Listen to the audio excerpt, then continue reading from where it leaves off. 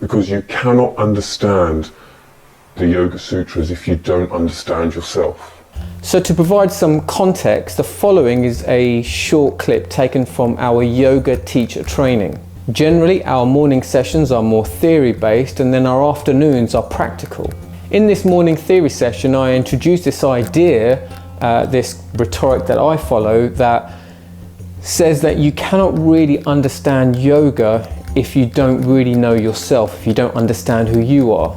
So in my experience, I feel like a lot of people, in searching for answers, they turn to yoga, and because they're unsure of who they are and where they are in the world, and perhaps there's a void in their life, they horribly misinterpret yoga texts and yoga philosophy. And they desperately try to make yoga philosophy fit into where they are at whatever point they are in their life. And they try to make things fit in with how they're feeling. And trust me, I would have been there as well. It's part of the process. And it can be quite harmful because we can end up bending and twisting words to try and kind of accommodate our own insecurities.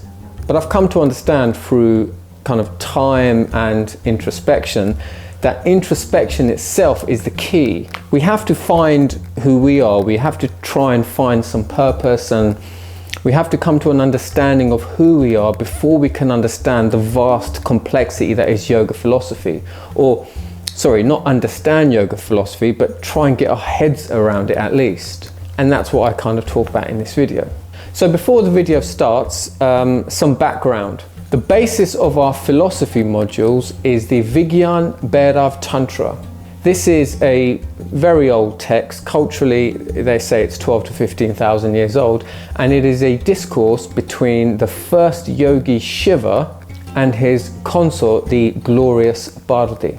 A lot of commentaries that I've read often focus on Shiva because he's the first yogi. What does he answer? Why doesn't he answer in this way? Why does he answer in a specific way?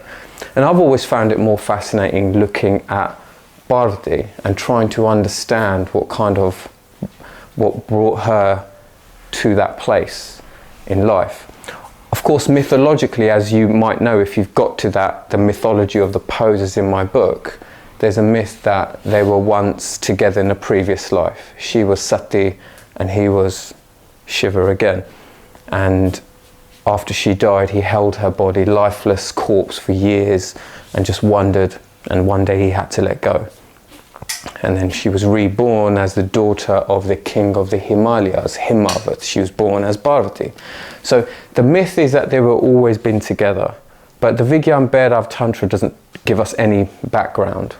We have to kind of try and find a balance between the mythology and what may have really happened. But Parvati was a young lady. She was very young when she would have got married and when she met Shiva. And she became, through her nature, very loving. She was the character of Parvati is the loving incarnation of the great goddess, mythologically speaking. So when she's wrathful, aggressive, she's Durga or Kali. So different stages in Parvati's life, or the goddess's life, she's referred to as something different. So Parvati is very loving. She's very loving towards her children. She's very loving towards her husband. And then one day she has this feeling towards Shiva. She doesn't quite understand what it is. She goes to Shiva and she sits on his lap. Shiva is sat on an asana, which is exactly that, a stool away from the ground. She sits on his lap and she finds herself drawn to him in a way that she's never felt before, and it's beyond sexual. And she feels herself kind of falling into this, she's falling into Shiva. She feels herself falling into this like bottomless abyss. And she doesn't understand it. She's afraid to a point, but she's also completely intoxicated by it. She wants to know more, so she says to Shiva, "Oh Shiva, what is this reality?"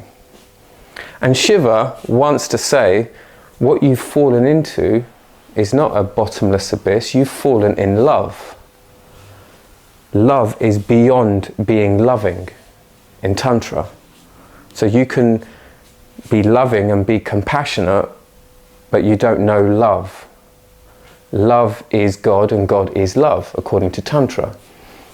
So she has fallen into love, and so Shiva wants to say that, but he doesn't, and he knows that Parvati is so enchanted by this whole experience and by him that he knows that if he gives her a method, a technique to follow, that she is so loving and so taken by him that there'll be no doubt, she doesn't turn around and say, no, I want something more logical, I want philosophy. He knows straight away that she's going to follow the technique.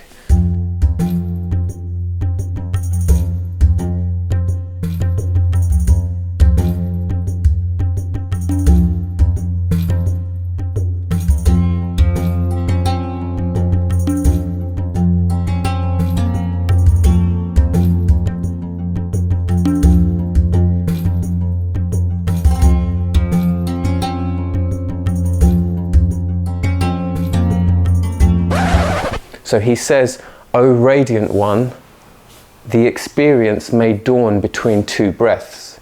After breath comes in and before breath goes out, the beneficence. So he's talking about the pause between inhale, exhale. He will say to her that in this moment you're not of this world. That's what he wants her to focus on. And then she becomes so captivated by it, he elaborates and gives her more techniques in case it doesn't work.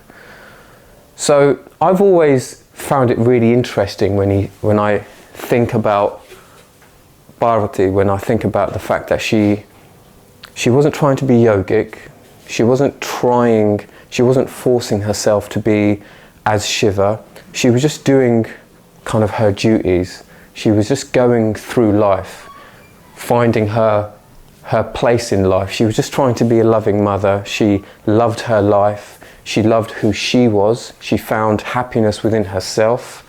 And through all of this, a doorway opened towards something greater. She went from being loving to falling in love. And that's what 𝗬𝗏𝗺, that's what Shiva is. He is beyond love. He's beyond dualities. He's beyond the mind. It's not greater or better, it's beyond, if that makes any sense. And so, if we were to take Shiva out for a second, and if Parvati was to then speak to Patanjali, he would say, now the discipline of yoga, because she has arrived at a point organically through finding her own self, from just finding kind of happiness within herself. It was never forced, she was never trying too hard. It was just organic, I guess is the only way I can put it. And so, if you said to me, what's the one prerequisite towards something greater, I would say you won't find the answers in the 𝗤𝗖𝗄𝗏 Tantra, you won't find the answers in the Bhagavad Gita, Hatha Pradipika, or the Yoga Sutras.